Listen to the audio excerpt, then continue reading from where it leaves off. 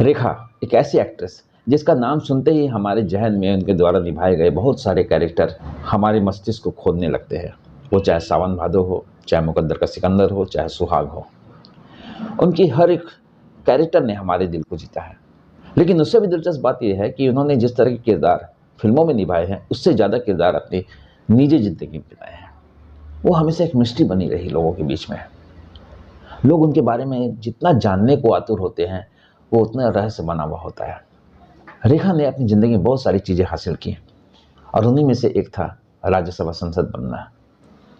राज्यसभा में रेखा को पहुंचने में जो भूमिका कांग्रेस के नेताओं ने निभाई वो सराहनीय था, लेकिन उन्होंने जो सोचा था क्या वैसा हो पाया? क्या रेखा इसके लिए तैयार थी कि वो राजनीति में कदम रखेगी? रेखा को क्या सोच के राजनीति में लाया गया था? रेखा ने क्या सोचा था? आज इस बारे में इस वीडियो में हेलो नमस्ते दोस्तों, कैसे आप लोग? उम्मीद कर रहा हूँ अपने लाइफ को एंजॉय कर रहे होंगे। मैं हूँ गोविंद और आपका स्वागत करता हूँ अपने इस चैनल पर जिसका नाम है बॉली बच्चन। बात 2012 की है। जया भादुड़ी का राज्यसभा का कार्यकाल समाप्त हो चुका था, तो समाजवादी पार्टी ने उन्हें दोबारा मनोनीत किया। राज्यसभा में जया भादुड़ी दोबारा पहुंची। ऐसे में कांग्रेस नेता अहमद पटेल और राज्य मंत्री राजीव शुक्ला आपस में बातचीत कर रहे थे और बातचीत के दौरान अचानक रेखा का जिक्र आया। तो अहमद पटेल और राजीव शुक्ला ने कहा कि क्यों ना अगर रेखा को कांग्रेस से राज्यसभा के लिए भेजा जाए तो कैसा रहेगा। ये बात काफ़ी दिलचस्प थी। पार्टी के और नेताओं से बातचीत हुई तो ये तय किया गया कि चलो एक बार रेखा से पहले बात करते हैं। और इसमें सबसे ज़्यादा महत्वपूर्ण भूमिका निभाई कांग्रेस की नेता रेणुका चौधरी ने, क्योंकि वो साउथ से बिलोंग करती थी और रेणुका चौधरी और रेखा की बहन कमला के बीच में काफ़ी अच्छी दोस्ती थी। डॉक्टर रेणुका चौधरी चेन्नई में कमला सेल्वराज से मिली और उनसे बातचीत की। कमला सेल्वराज ने उन्हें कहा कि आप फरजाना से जाके मिलें, जो कि रेखा की सेक्रेटरी है, वो उनका सारा काम देखती है। फरजाना से मुलाकात होने के बाद रेखा से ही मुलाकात हुई, लेकिन ये काम इतना आसान नहीं था। रेखा को किसी चीज़ के लिए मनाना बहुत ही मुश्किल काम है, वो चाहे फिल्म का हो या पर्दे के बाहर का हो, क्योंकि रेखा एक ऐसी एक्ट्रेस है जिसके बारे में कहा जाता है she is hard nut to crack.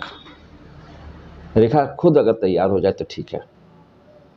रेखा को जब रेणुका चौधरी मिली और उन्हें बताया तो रेखा ने थोड़ा समय मांगा, लेकिन रेणुका चौधरी ने यहाँ पर अपनी भूमिका के साथ पूरा न्याय किया। वो रेखा से मिलती रही और उन्हें किसी तरह तैयार किया और उन्होंने रेखा से कहा कि आप एक बार सोनिया गांधी से मिल लें। इस बीच पार्टी के अन्य नेताओं ने सोनिया गांधी को मना लिया कि रेखा को राज्यसभा में भेजा जाए। सोनिया गांधी को कोई आपत्ति नहीं थी। रेणुका चौधरी दोबारा फिर से मिलती है रेखा से और उनसे कहती है कि आप एक बार सोनिया जी से मिल लें, और उन्हें संसदीय कार्य प्रणाली के बारे में समझाया जाता है। रेखा कहती है ठीक है, और रेखा दिल्ली के लिए पहुंचती है और वहां पर सोनिया जी से मुलाकात होती है उनकी। सोनिया जी से मुलाकात होने के बाद रेखा एक हफ्ते का समय मांगती है, लेकिन रेणुका चौधरी रेखा के पीछे लगी हुई रहती है, उनका चेस करते रहती है और उनका फॉलोअप काम आता है और एक हफ्ते के पहले रेखा तैयार हो जाती है। रेखा के तैयार होने के बाद उन्हें राज्यसभा में शपथ दिलाया जाता है। इसके पीछे कांग्रेस की ये सोच थी कि चूंकि रेखा चेन्नई से बिलोंग करती है, तमिलनाडु से बिलोंग करती है, तो वो एक अच्छा चेहरा हो सकती है कांग्रेस के लिए और ये जयललिता के खिलाफ मुखर होकर आएगी और अपने बेबाक अंदाज से राजनीति का परचम लहराएगी। कांग्रेस के लिए साउथ में एक अच्छा ऑप्शन बनकर उभरेगी। ये सारी बातें कांग्रेस के दिमाग में थी। रेखा जब संसद में पहुंची तो यहाँ पर मीडिया हाउस जो है, उन्होंने रेखा की इस बात पर तवज्जो नहीं दी कि उन्होंने राजनीति में कदम रखा है, वो राजनीति में क्या करेगी, बल्कि मीडिया को इस बारे में ज़्यादा दिलचस्पी थी कि रेखा किस दीर्घा में बैठी हुई है और जया बच्चन किस दीर्घा में बैठी हुई है, और उनके बारे में बहुत सारी बातें जो पुरानी बातें थी अमिताभ बच्चन को लेकर, उनको छापना शुरू कर दिया और मुख्य विषय से भटक गए पूरा मीडिया। रेखा के संसद में पहुंचने पर बहुत सारे फ़ोटो खींचे गए, उनके साथ अमिताभ बच्चन की फ़ोटो लगाई गई, अखबारों में साथ में जया बच्चन को भी तवज्जो दी गई मीडिया में, और पब्लिक का भी ध्यान वहीं पर चला गया।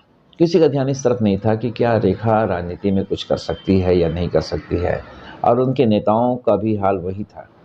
उन्होंने रेखा को किसी तरह से ट्रेंड नहीं किया गया, या आप ये कह सकते हैं कि रेखा को दिलचस्पी भी नहीं थी, ये जानने की भी कोशिश नहीं की गई। नतीजा ये हुआ कि रेखा संसद में सिर्फ एक फ़ोटो खिंचाने वाली सांसद सदस्य ही बनकर रह गई। उनकी अटेंडेंस मात्र 7% थी, जो कि काफ़ी ख़राब माना जाता है। उन्होंने किसी भी चर्चा या बहस में हिस्सा नहीं लिया, ना ही कोई प्रश्न पूछे।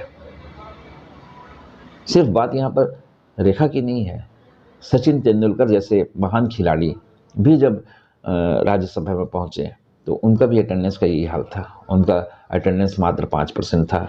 उन्होंने भी किसी चर्चा में हिस्सा नहीं लिया, ना ही कोई प्रश्नोत्तरी में भाग लिया। उसके बाद जाकर इन दोनों को काफ़ी ट्रोल किया गया, इनके बारे में लिखा गया कि इन दोनों के आने से भारतीय राजनीति में कोई बहुत ज़्यादा फायदा नहीं हुआ है, बल्कि संसद में जिन्हें पहुंचना चाहिए था उनकी जगह इन्होंने ऑक्यूपाई किया और ये सीट बर्बाद कर दिया। रेखा का टर्म पूरा हुआ और रेखा कब राजनीति में आई और कब राजनीति से निकल के चली गई ये पता भी नहीं चला। लोग जब अखबार देखते हैं तो पता चलता है रेखा राज्यसभा से सांसद थी। उम्मीद करता हूँ आज की ये वीडियो आपको पसंद आई होगी, और इसी तरह की बेहतरीन वीडियो देखने के लिए हमारे चैनल को सब्सक्राइब करना ना भूलें। तो मिलते हैं अगले वीडियो में, तब तक के लिए दीजिए इजाज़त। जय हिंद।